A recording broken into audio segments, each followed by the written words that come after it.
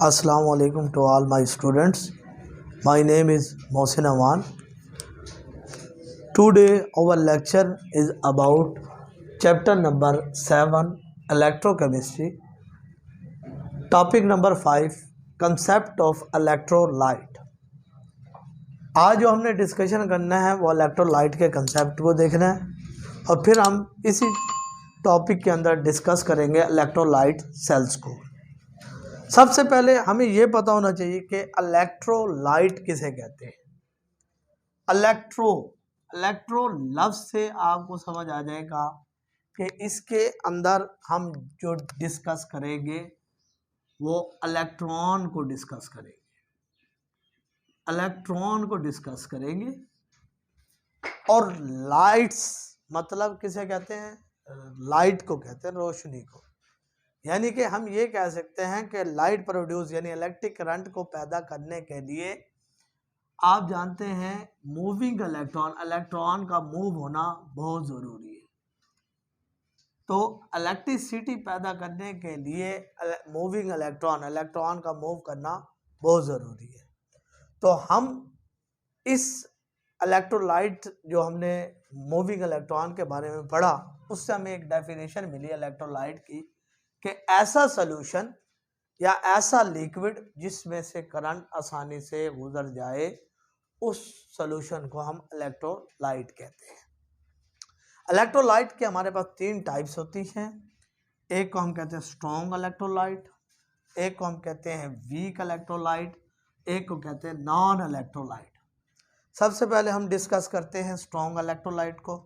Strong से ही समझ आ रहा है कि स्ट्रॉन्ग इलेक्ट्रोलाइट जिसमें से इलेक्ट्रिक करंट या इलेक्ट्रिसिटी बहुत तेज़ी से गुजर जाए उसको हम क्या कहते हैं, स्ट्रॉन्ग इलेक्ट्रोलाइट कहते हैं। यानी जब इलेक्ट्रिसिटी जल्दी गुजर रही है तो इसका मतलब यह है कि वो जो मॉलिक्यूल है, फार्मूला यूनिट है, वो जल्दी से आयोनाइज हो जाएगा, यानी ज़्यादा से ज़्यादा आयंस बनाएगा। तो इसलिए मैंने लिखा हाई आयोनाइजेशन एनर्जी होगी। और इसकी जो एग्जांपल हमने ली NaCl की।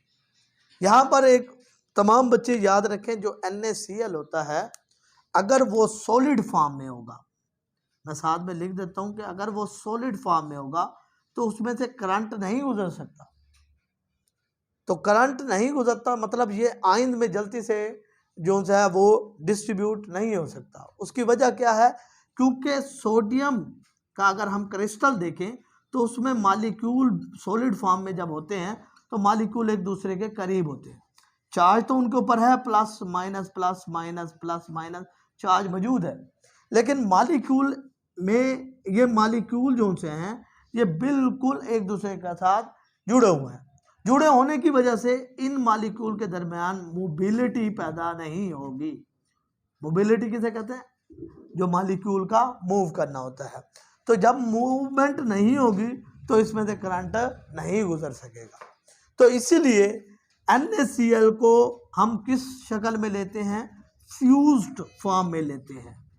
फ्यूज्ड फॉर्म में लिया जाता है, यानी उसे या तो बॉयल किया जाता है, और सोडियम क्लोराइड को जो बॉयल किया जाता है उसका जो टेम्परेचर होता है वो कितना होता है, 801 डिग्री सेल्सियस होता है।